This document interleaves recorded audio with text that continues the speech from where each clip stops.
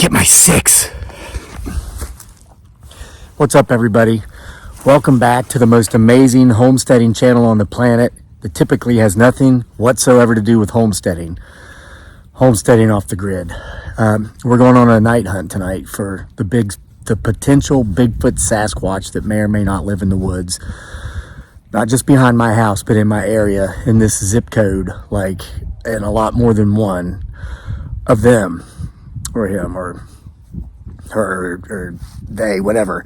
I'm gonna reverse the phone and show you my view. I've got my lights. Okay, this is a really cool light. This is, I don't want to blind you, but I'm doing something with these lights. I'm gonna put this one in the middle of a field where 3 trails come together, just so I'll know where that point is, because I want to make sure I don't get flanked or cut off. Let me go ahead and start walking. And then I'm going to use, I have this light. Once I reverse the phone, I'm going to use this one.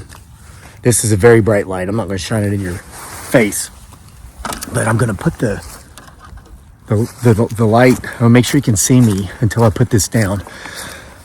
I'm just in my backyard. I'll give you there's the house. See? That's the back porch. I'm leaving the house lights on. I'm putting this light up here where these 3 trails come together, because I have to know, like, my potentially routes of escape,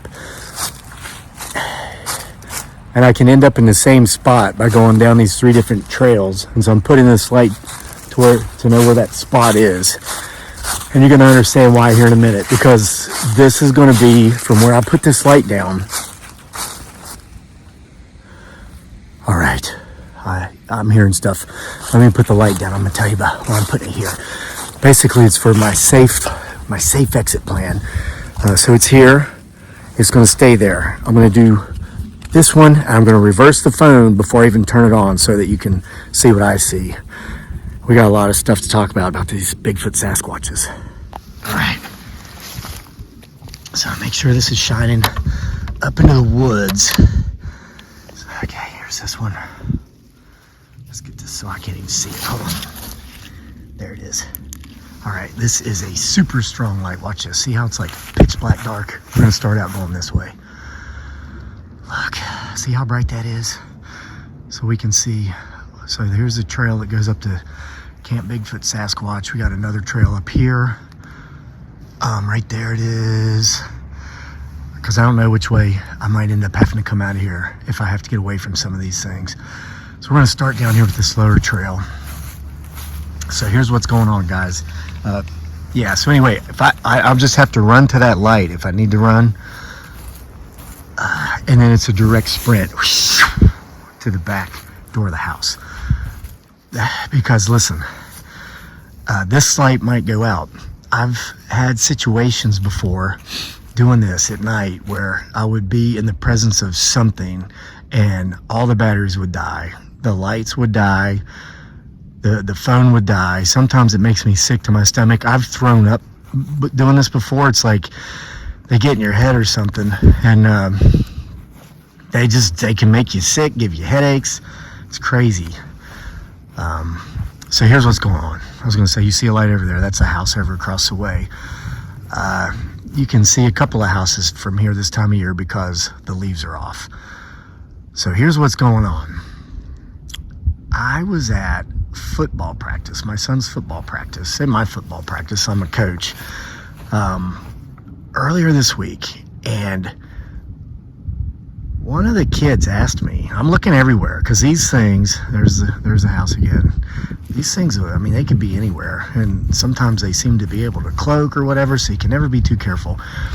But a kid says, hey, coach, did you hear anything about, have you heard anything about coyote kills or coyote kill-offs out close towards where we live? This kid lives out here this way, and I was like, no. What's going on with coyote kills? And make sure to check the garden too. We got quails over there, and yeah, I see the quails. See them? I don't know if you can see them from here, but so far the potential Bigfoot Sasquatches have not messed with these quails. They usually kill everything we try to raise, so that's why we're very reluctant to ever have livestock, but we're trying to give it another shot. So I said, what's going on with the coyote kills? I asked this kid. And he said, I don't know. He says, I just heard my dad and so-and-so, he mentioned a neighbor's name, talking about it. And I guess this guy was up there talking to his dad. When the kid came by, he said they just stopped talking about it. And he asked what was going on. He heard something about coyotes. They told him to, mind his own business and get on out now. They were having some grown-up talk, so he left. Well, that piqued my curiosity. I'm going to tell you why. They have recently introduced even more coyotes to our part of Virginia, here in central Virginia, because there is a pretty serious issue with the deer population going on here. It's a rural area.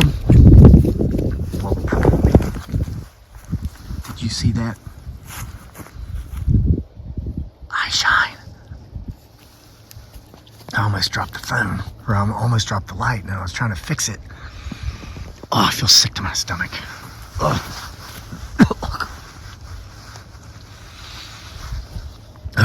Sorry, a bit of bile came up. There. Look at that. Now it's gone, so that's not a light. Where'd it go? That's not it. That's a leaf. There was eye shine. And I feel queasy and nauseous. All right, so it's a rural area, but it's a quote-unquote progressive area. So there's not really a lot of hunters, and a lot of the folks are like actually anti-hunter. They're anti-firearm, but then even like crossbows and bows, they look down their nose on it. They're the kind of like, you can buy your food in a grocery store. Why would you kill Bambi types? And hey, to each his own. But that's not mine, and that's not how I think. But there's a lot of folks like that around here, and it got to the point to where they had to introduce even more coyotes to our area, even though coyotes are indigenous to this area, to control the deer population better. They've done calls. They've tried to do deer calls where they would go into the subdivisions and tell people, hey, on such and so date between this and last 2 hours of dark, we're going to send some hunters in here with crossbows and bows and arrows. Listen, hear it. There was a howl. It might have been a coyote, but it might have been something else. So they first tried the calls. They go through the subdivisions, and what would happen is these folks, Don't Kill Bambi Brigade would come running out with their pots and their pans, banging on them with cooking spoons and stuff. Oh, did you see that? Is that more eye shine? I think so. Okay, so it was over here first. I think it's slowly walking back away from us. See that light over there? Now from here it'd be a straight shot to the house, but once I get up here I might have to take another trail. It seems as if this thing was up in here somewhere. These are my Bigfoot Sasquatch ground observation blinds. That's why I have them up here. One facing that way, and we have a trail camera up here. So if anything has gone through here since I checked it a couple days ago, we'll get it if it walked past the trail camera. Which they typically don't, because it's like they can sense the infrared light there or whatever. So anyway, the anti-kill Bambi Brigade would come out banging on pots.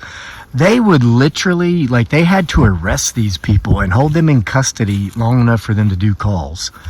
That's how crazy it is. So I thought, well, gosh, this is never going to work. The deer population continues to increase. So what you have is a bunch of not so healthy deer. They're underfed, malnourished, underweight. They, destroy cars. I had one run into our truck the other night on the way back from football practice. It's a pretty considerable drive from where we play to get home, and oh my gosh, I just felt a little bit queasy again.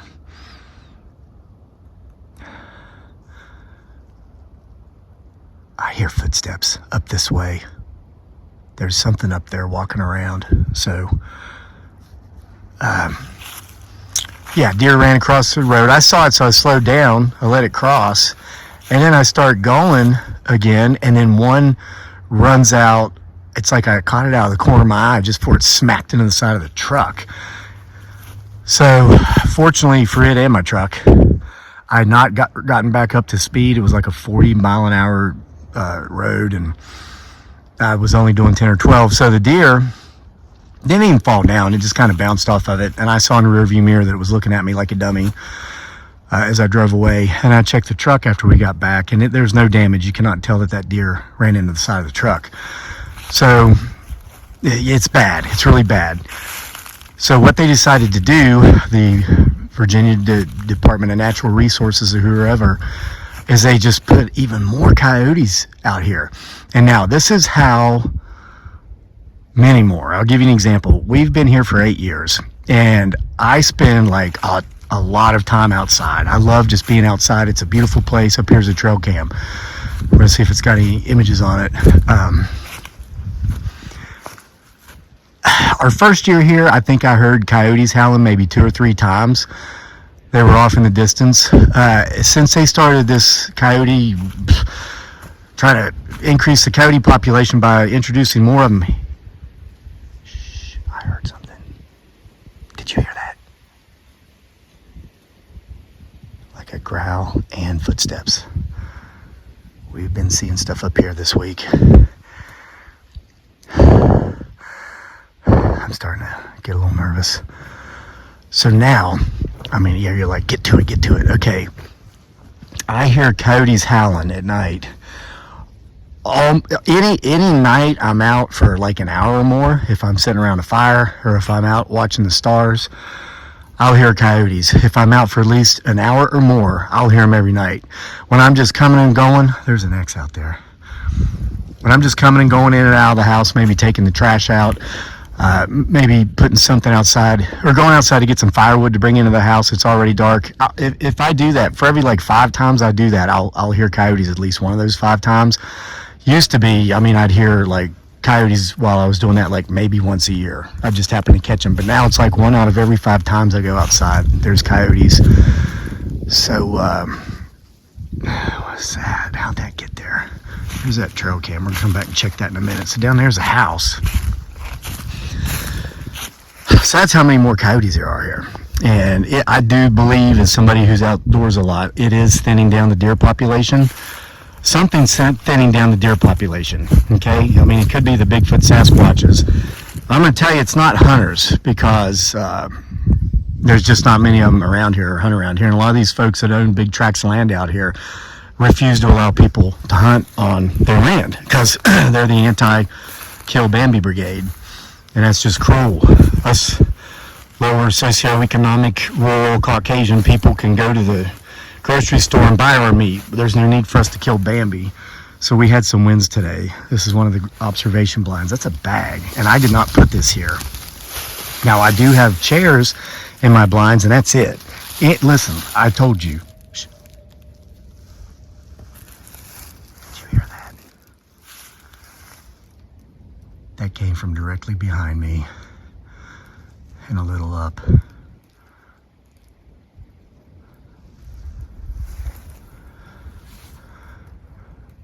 As a responsible outdoorsman, I always, whatever I bring into the woods or out into the outdoors, I take back with me.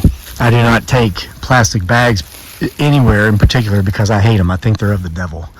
So I don't know how this got here. And there's plenty of trees and wind and everything else around here to have caught this if it blew in from somewhere else. I'm hearing voices. Like I just heard somebody say my name. They said, Kevin, Kevin, like that. All right, let's check the trail cam. All right, now, that's why there's so many coyotes here now. So I didn't talk to the kid's dad about it, but I knew the other guy. And so I happened to see him like the next day. Small community, right? And I said, so, I hear there's something going on about coyote kills or something out, close to where we live. And he's like, you haven't heard? And I said, no. He says, well, it's a big old run-of-the-mill rumor that's going around. And he heard it from the guy that it allegedly happened to. So let's see what's going on here. Look, there's an ear, we call those earwigs. Yeah, that's called an earwig. It's an insect. It's a pest, I guess. Get out of there. They like warm, moist, dry places, so I don't know why they're out here. It's 38 degrees. FYI, it snowed today here in Central Virginia, and it snowed yesterday. It was snowing last night at football practice. It's in the very, very close to Charlottesville, Virginia. I don't want to say exactly where. Of course, anybody who really wants to know bad enough probably already knows. But, yeah, so that's already twice. What's going on? It's not coming on. Shh, did you hear that? Oh, God, good. That was tree knocks. Okay, now there's a plane flying overhead. So if you're hearing what sounds like a plane, it's because it is a plane. What's that red light on there for? Oh, I don't know. Shoot. All right, what's going on? Shoot, I should have. But there's a howl. Listen. That's the third howl we've heard tonight. You might have to rewind and turn it up. Something is creeping up on me, like right here. Is that eye shine? What the?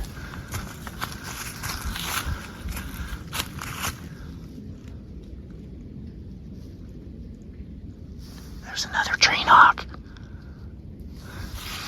All right. I'm gonna have to replace these batteries. There's stuff going on around here.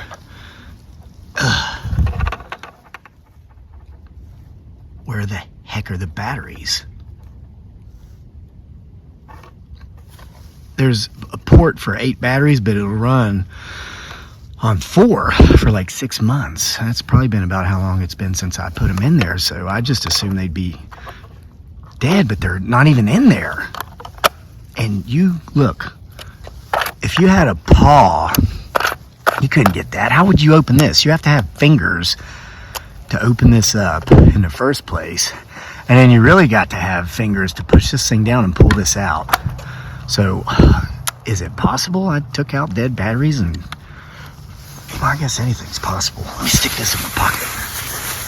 All right, so, oh, there it was again. There it was again. Oh, crap, my light. It was behind this tree.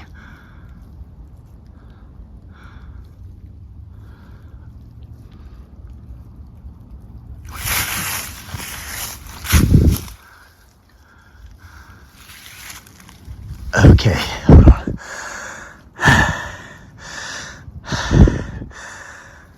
For some reason, I just felt like I was out of breath for no reason. And my stomach, like, churned. All right, so I'm talking to the guy about the coyotes, and he tells me another guy a little further up the road told him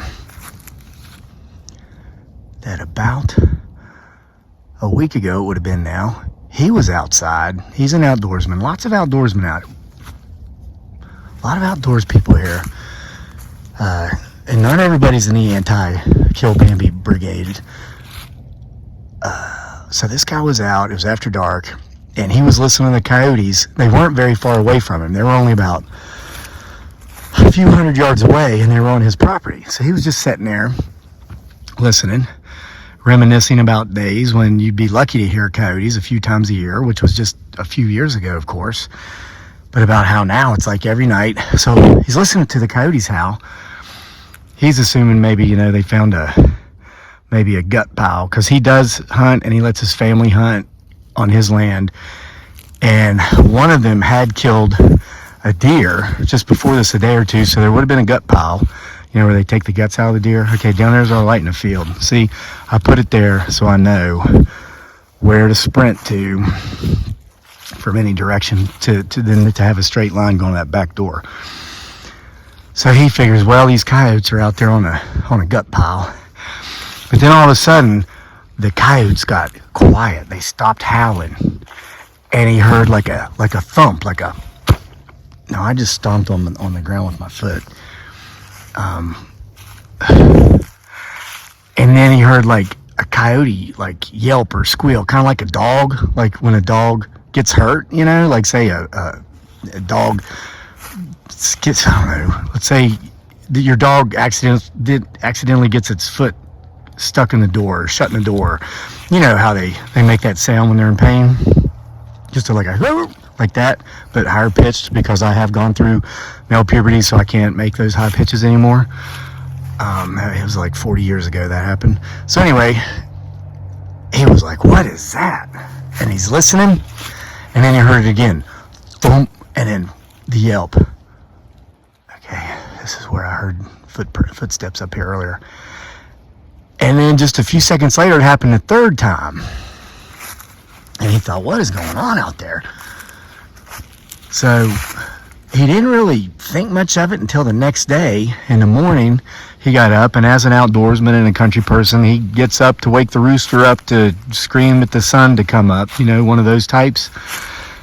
And he was out at first light at daybreak.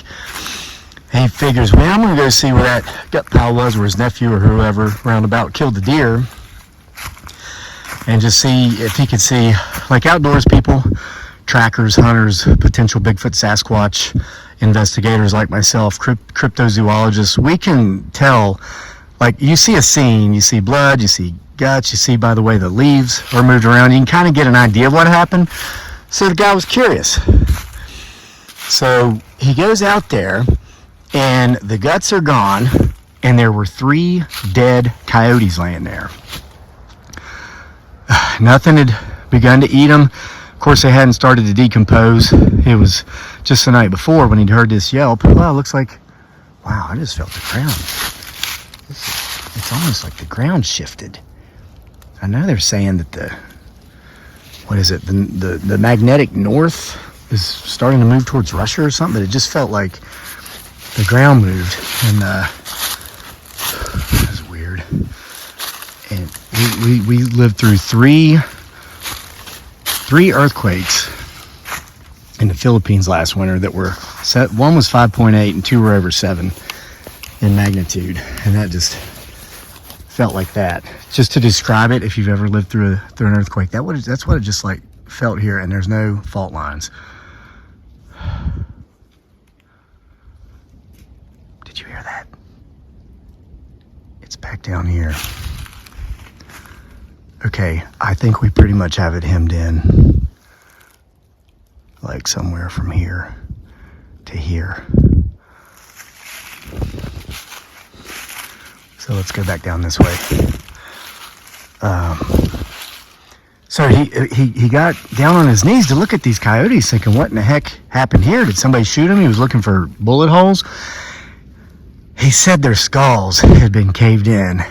It was as if someone or something, probably a something, because I mean these are wild coyotes.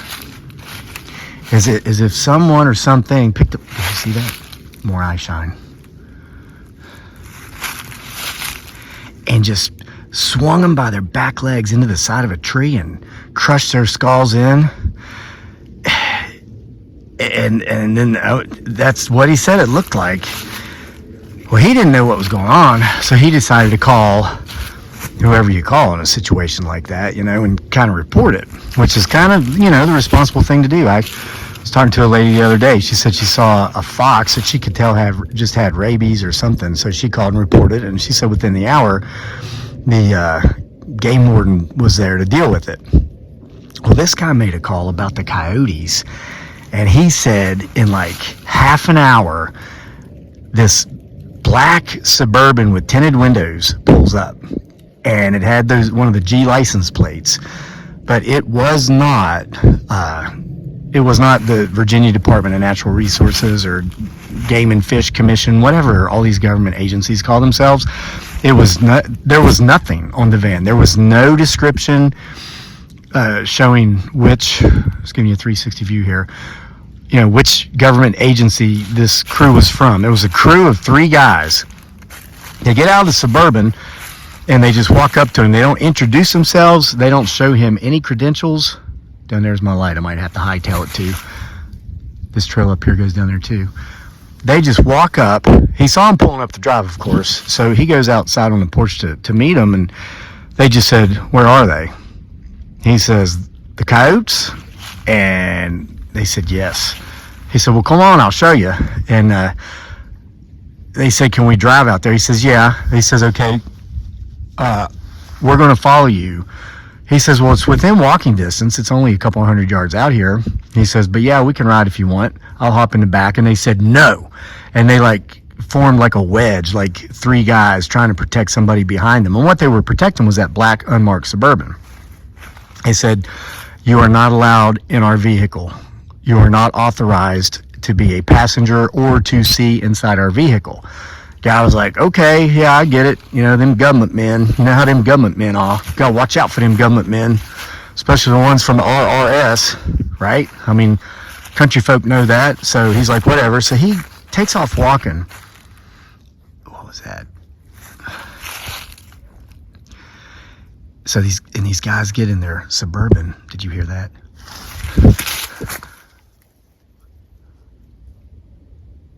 There's another distant howl. I hear barking. I can't tell right now if it's coyotes or a dog. But I heard a footstep, and it sounded like someone or something threw something at me. Let's see, there's a big hickory tree lost its nuts in the summer. There's a giant oak tree lost all of its acorns first part of October. It's the end of November now, so it shouldn't have been a nut falling. Here's an old nut. You can tell it's been on the ground for a while. I mean, maybe someone or something threw they could, okay, if they threw that nut, was it this? Because if so, wait a minute.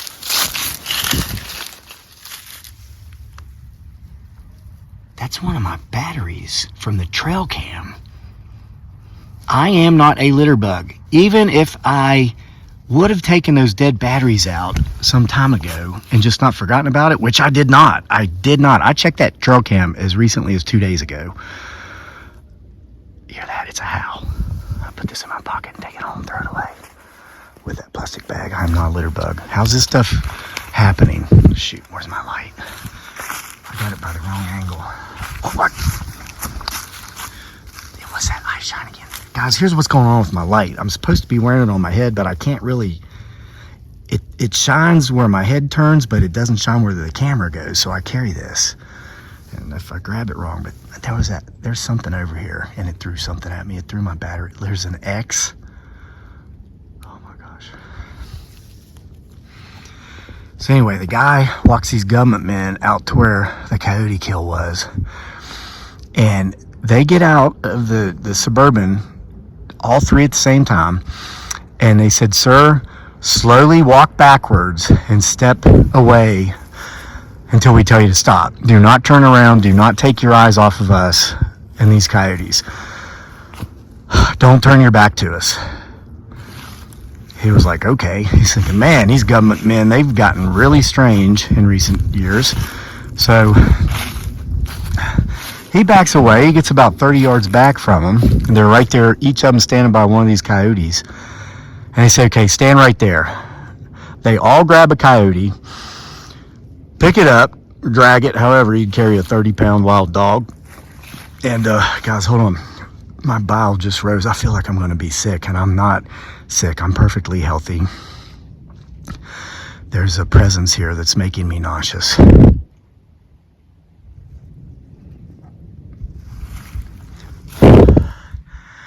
So they dragged these coyotes to that Suburban, and they parked it in such a way, like at an angle, to where one of them opened the back door. They all flung these things in, and he said that the whole time they were doing this, they didn't take their...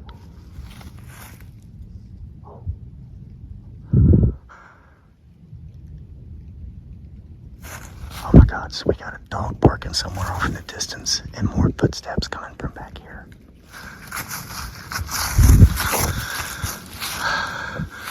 Oh my God. Guys,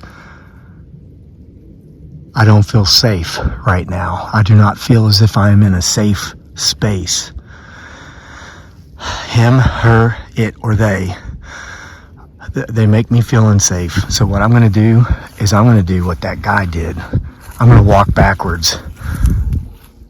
There's the dogs. There's something out here, and my neighbor's dog knows it. And this thing is a lot closer to me than my neighbor's dog. So I'm going to do a slow scan. I'm not turning my back on these things. Okay. I'm turning my head every now and then to make sure I'm still on the trail, and to make sure I can see that light. There's something walking up there in the woods. Did you see that? All right, let's go up that way. That dog is starting to bark more fiercely. There's something up here. There's something up here. Oh!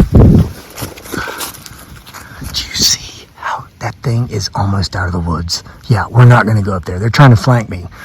They're trying to get me to go up here so this one can come in from behind me, and I'm not going to let them do it. So those government men threw those coyotes into the back of that Suburban. And then the two of the guys got in the back seat. One didn't even ride shotgun. Two guys jumped in the back. Then the guy that was driving opened the driver's door. And he says, "Watch us leave. My men are in here watching you to make sure you're watching us." He said, "You stand there and do not move until we've left your property." He said from that angle he could see down at the... Oh my gosh, I feel like I'm going to be sick. I'm literally going to puke. There's something up here that's making me queasy. Man, I got to make sure they're not sneaking up behind me too, though. I see the light down there. I heard her footsteps.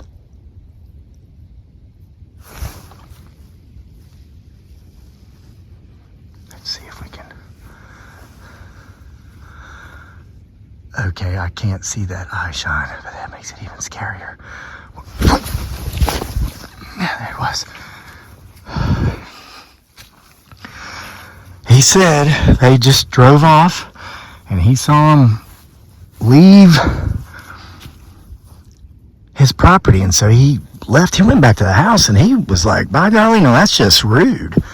These guys come in here, not even introduce themselves to me." Here's another trail we have. There's another trail over here too. I want to make sure nothing's flanking me from these trails. I call this Twin Pine Trail because look at these two pine trees. 22 feet tall, 17 feet tall. All of this was a hayfield. This entire forest back here has grown since we bought the property 8 years ago. Haven't had it cut as hay. We've allowed it to reforest. Look at those buds on that poplar tree. I've talked about this in recent videos about how Mother Nature is confused. We saw cherry trees today that had blossoms on them, the pink flowers, in late November. This is not going to end well. These trees are confused. They think it's spring.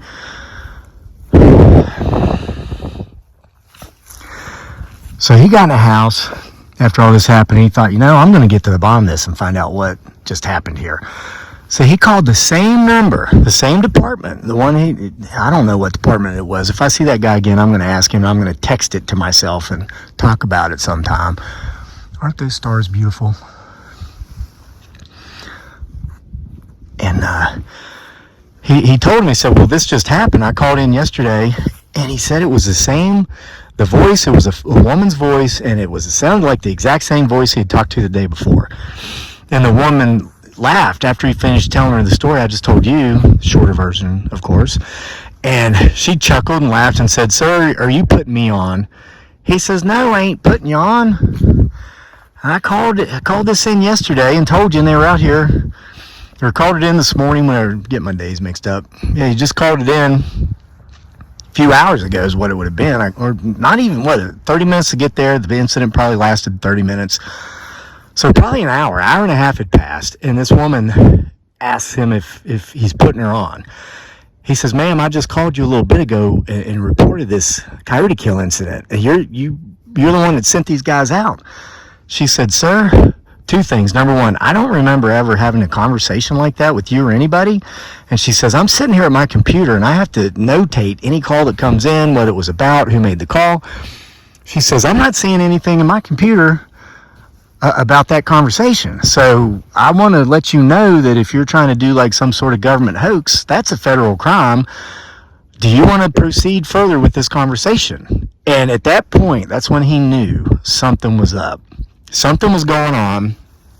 You know, I'm about 50 yards back from where I was up there, seeing the eye shine and having batteries thrown at me, and I feel perfectly healthy now. I am not nauseous. I've got my breathing back, and I'm in shape. I work out. I didn't get winded and short of breath because I walked up a hill. I mean, I run 3 to 5 miles a day, or I'll walk for an hour in the mornings with my wife, and then I go work out with the kids at football practice every evening, 4 days a week.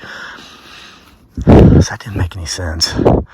So he realized in that moment when she said, sir, how much further do you want to take this conversation? He knew that was time for him to shut up. He says, ma'am, I'm sorry. I'm up there in years. This guy's about 70. He says, my memory's been playing tricks with me, and you're right. I don't guess that conversation ever took place. And she said, that's what I thought, sir. I'm glad that we're on the same page. And then she said, but please do call this department if you ever see anything that sounds wacky like that again, and we'll at least talk to you and entertain you. But she said, listen, we're not going to take in any false claims, or else is pretty much how that went. Here's another trail cam. Let's see if it got anything, because that's pretty much the story. And I'm going to let you go. I talked forever. Gosh, more than half an hour, and it's 38 degrees. I didn't plan on being out here that long. Is there any... Oh, they didn't get these batteries. Oh, wait, that's turning the thing on, back on. Where's the images? We got any images? Replay. No pictures. Well, I guess we just don't have any pictures. So let's put it on there. Okay, no files exist.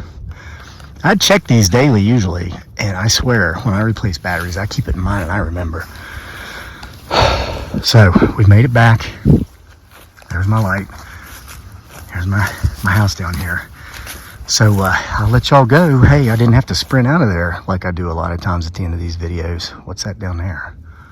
Now that's a house over there, but that there's no dogs, there's no animals over there. All right, I'm gonna get my light and go to the house. I'm not gonna mess around too much to find out, you know what I mean? That'll be for another time. So I hope you enjoyed the story. I hope you enjoyed the night hunt. And FYI, when I say story, that doesn't mean it didn't happen. That's the story as I heard it, and I'm relaying it to you, and I'll let you be the judge of what might be going on. If you have any clues, or if you've heard of similar situations in your area or somewhere else, leave it in the comments section. Let us know about it. And once again, thank you for being here at the most awesome homesteading channel on the planet. It usually doesn't have anything to do with homesteading. Homesteading off the grid. See you for more next time.